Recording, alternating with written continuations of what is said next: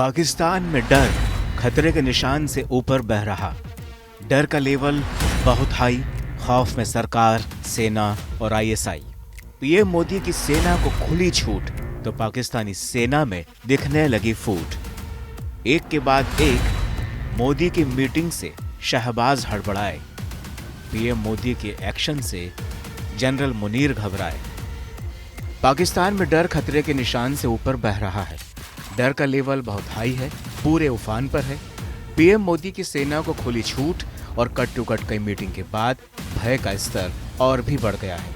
पूरा पाकिस्तान इसकी चपेट में है। लोगों को घर से ना निकलने की हिदायत दी गई है। फौज को बंकर में ही छुपकर सुरक्षित रहने की चेतावनी दी गई है।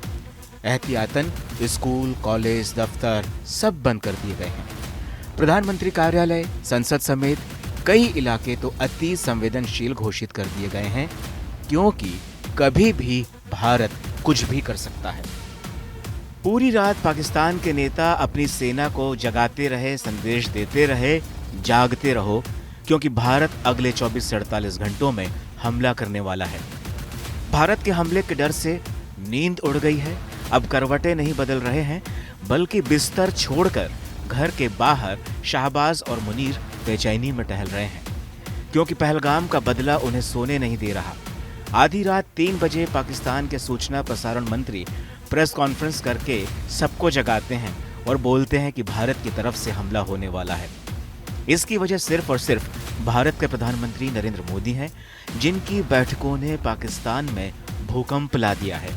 पीएम मोदी ने पिछले 24 घंटों में बैक टू बैक 5 बड़ी बैठकें करके पाकिस्तान में हड़कंप मचा दिया है।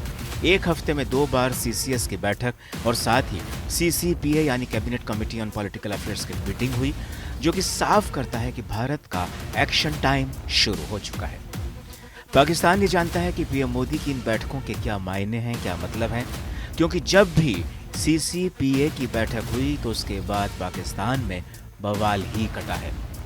साल 2019 में पुलवामा हमले के बाद भी पीएम मोदी ने सीसीपीए की बैठक की थी और फिर उसके बाद बालाकोट की एयर स्ट्राइक की गूंज दुनिया ने सुनी। ऐसे में पहलगाम के प्रतिशोध में बैठकों और रणनीतियों का दौर पाकिस्तान में दहशत की सुनामी दौड़ा रहा है, क्योंकि बहुत जल्द ही बड़ा एक्शन दुनिया देखने वाली है। पीएम मोदी लगातार एनएसए, सीडीएस और तीनों सेनाओं के चीफ और केंद्रीय मंत्रियों के साथ बैठक कर रहे हैं। अकेले बुधवार के दिन ही उन्होंने एक के बाद एक 5 मीटिंग की, जिससे इस्लामाबाद में डर का लेवल खतरे के निशान को पार कर गया। इस मीटिंग में प्रधानमंत्री नरेंद्र मोदी, रक्षा मंत्री राजनाथ सिंह, गृह मंत्री अमित शाह, राष्ट्रीय सुरक्षा सलाहकार NSA Ajit Doval, chief of defence staff Anil Chauhan, army chief general Upendra Dwivedi, navy chief admiral Dinesh K Tripathi और एयरफोर्स चीफ अमरप्रीत सिंह मौजूद थे। इस मीटिंग में पाकिस्तान पर हमले का फैसला लेने और जंग की रणनीति बनाने के लिए जिम्मेदार हर शख्स मौजूद था। पीएम मोदी के अंदाज को देखकर साफ लग रहा है कि पाकिस्तान पर एक्शन का प्लान तैयार हो चुका है और बस अब अमल में लाए जाने की देरी है। तो कुल मिलाकर पीएम मोदी की मीटिंग की वजह से पाकिस्तान में खलबली मची हुई है। पाकिस्तान में चर्चा तेज है कि अगले 24 घंटों में भारत बड़ा हमला करने वाला है। ऐसा माना जा रहा है कि कुछ ऐसी रणनीति तैयार की गई है जिसमें तीनों सेनाओं को अपना अपना रोल निभाने के लिए कहा गया है। प्रधानमंत्री नरेंद्र मोदी ने पहले ही पाकिस्तान के मामले में तीनों सेनाओं को खुली छूट दे दी है। उन्होंने तीनों सेना प्रमुखों से यह भी कह दिया है कि वो तरीका, टाइम और टारगेट खुद ही तय करें।